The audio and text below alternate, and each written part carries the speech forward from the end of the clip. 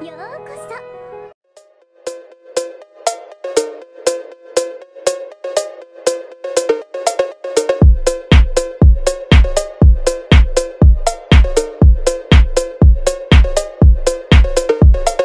Kita lanjut bahas manga Aoku Soumero. Melanjutkan ujian masuk ke klub di mana terakhir Soshi dengan gokil mencetak gol dari kotak penalti. Bagaimanakah kelanjutannya, langsung saja kita bahas.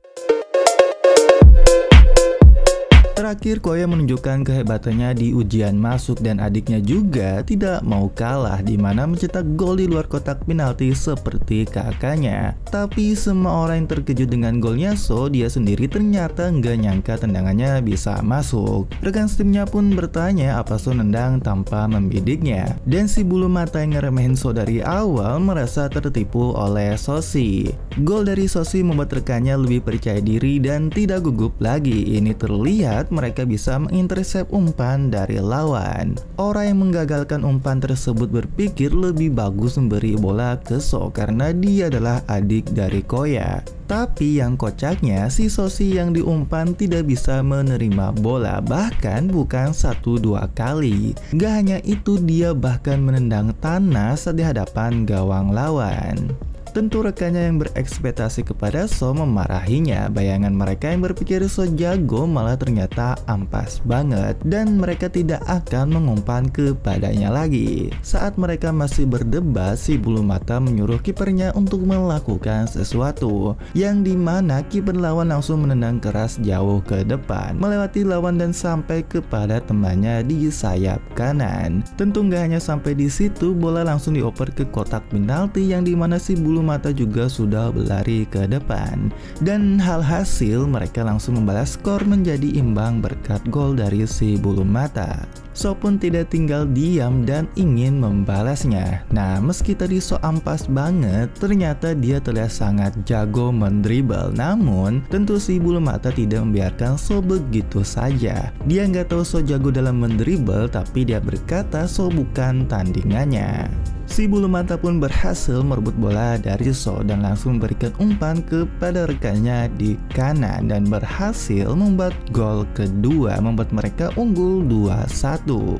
Setelah tim C atau tim si bulu mata unggul, mereka sengaja mengulur waktu dan bermain umpan. Semua pemain tim D pun merasa sudah nggak ada harapan lagi untuk bisa lolos dari ujian. Akan tetapi, Soshi tiba-tiba berlari dan berteriak bahwa ini belum berakhir dan berkata jangan menyerah dan jangan pernah lagi karena aku akan mewujudkan mimpiku menjadi pemain sepak bola terbaik di Jepang.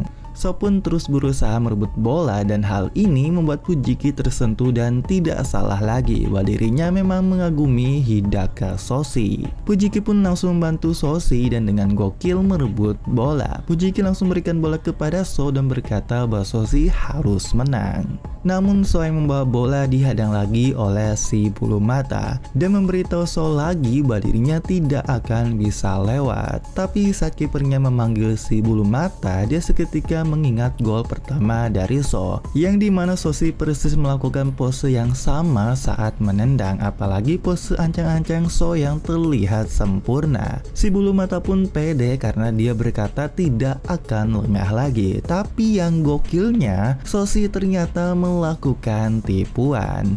Si bulu mata pun nggak habis pikir karena gerakan dan pose bahkan aura membunuhnya Soshi sempurna banget buat nendang. Dan kakaknya yang melihat berkata bahwa itu adalah Soshi yang sebenarnya. Yang berhasil menipu si bulu mata pun one on one dengan kiper dan bahkan berhasil menipu kiper dan berhasil menyamakan kedudukan. Mbak Rei dan Kapten Izumi pun terkejut dengan pergerakan dan Kapten sendiri melihat seperti Soshi itu tampak ganda. Nah, pun langsung mengambil bola untuk mengejar waktu, tapi pertandingan selesai ketika saat itu juga. Tim C dan D dengan hasil seri, di sisi lain tim B berhasil menang setelah Koya keluar. Si pendek dari Kashima Junior memainkan peran besar. Tim C dan D yang seri mereka bingung dengan hasilnya, mereka lolos atau tidak.